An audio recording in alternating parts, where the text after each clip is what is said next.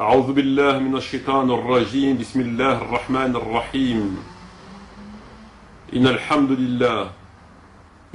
لله نحمده ونستعينه ونستغفره ونعوذ بالله من شر نفوسنا ومن سيئات أعمالنا من يهدي الله فلا مضل له ومن يضل فلا هادي له ونشهد أن لا إله إلا الله وحده لا شريك له وأشهد أن محمدا عبده ورسوله صلى الله عليه وعلى آله وأصحابه أجمعين.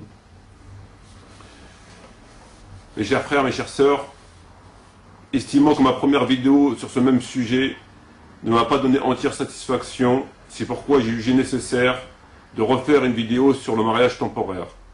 L'objectif de cette vidéo n'est pas de faire une étude in extenso sur la question du mariage temporaire, ou plus exactement le mariage dit de jouissance, Zwaj al-Mut'a, mais uniquement d'apporter un éclaircissement concernant certaines zones d'ombre sur cette question. Alors quelles sont ces zones d'ombre? D'où proviennent-elles et quelle crédibilité leur accorder? Avant de répondre à ces différentes questions, je vais d'abord faire un bref résumé sur la question du mariage temporaire. Il faut savoir que le mariage temporaire a été institué par le prophète alayhi salatu wassalam en personne, et cela suite à la situation de certains compagnons durant les campagnes militaires. Les compagnons en campagne militaire n'étaient pas accompagnés de leur épouse. De ce fait, ils n'ont pu répondre à leurs besoins sexuels. Ainsi, le prophète les a autorisés à contracter une union, et cela pour une durée déterminée, en contrepartie d'une dot le plus souvent très modique. Quoique, ce qui nous paraît aujourd'hui dérisoire ne l'était pas forcément à leur époque.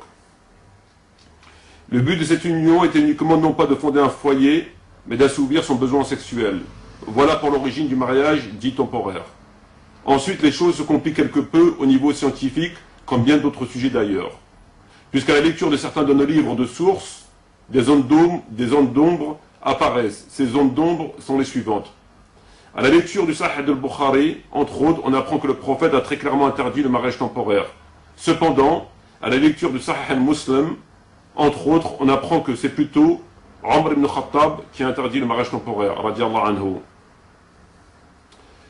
Puisque certains textes, notamment un rapporté par le Sahih al-Muslim, nous apprend que le mariage temporaire a été appliqué durant la vie du prophète, pour se poursuivre durant le califat d'Abu Bakr, radiyallahu anhu, et ce jusqu'au califat d'Omar, qui ensuite l'aurait interdit.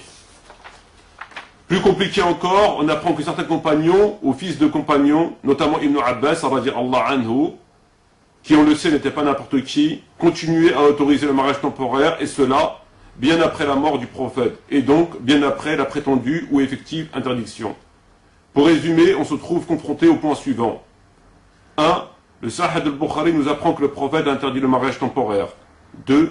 Le Sahih al-Muslim nous apprend que c'est Omar qui a interdit le mariage temporaire. 3. Le Sahih al-Bukhari nous apprend qu'Ibn Abbas, entre autres, continuait à autoriser le mariage temporaire. Alors, comment pouvons-nous expliquer ces contradictions entre les textes qui nous affirment que c'est le prophète qui a interdit le mariage temporaire et d'autres textes qui nous affirment que ce serait plutôt Omar qui aurait interdit le mariage temporaire, lesquels nous apprennent aussi qu'Ibn Abbas, entre autres, autorisait le mariage temporaire, et cela bien après la mort du prophète. On pourrait bien sûr se contenter du Sahih al-Bukhari, et de dire par exemple, Bukhari est le plus sahih des sahih. De ce fait, la question est close. Malheureusement, je crains que cela ne soit guère possible. En effet, ce raisonnement ne peut être validé théologiquement, dans la mesure où une contre-information de poids, en l'occurrence celle provenant du Sahih Muslim, nous dit autre chose. Et plus grave encore, que le Sahih al-Bukhari nous apprend aussi qu'Ibn Abbas continue à autoriser le mariage temporaire, et cela bien après la dite, prétendue ou effective interdiction du prophète. Il faut donc bien expliquer ces contradictions, surtout lorsqu'elles proviennent du même auteur. Même si cela ne peut être vu comme étant des contradictions au sens strict du terme, elles n'en demeurent pas moins être des zones d'ombre assez importantes pour que l'on se penche dessus.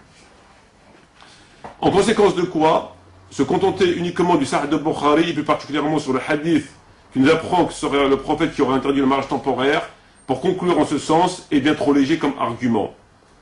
Surtout lorsque l'on sait, comme je l'ai déjà dit, que dans ce même Sahih, Ibn Abbas continuait à autoriser le mariage temporaire, et cela, comme je l'ai dit aussi, bien après la mort du prophète, alayhi salatu wassalam.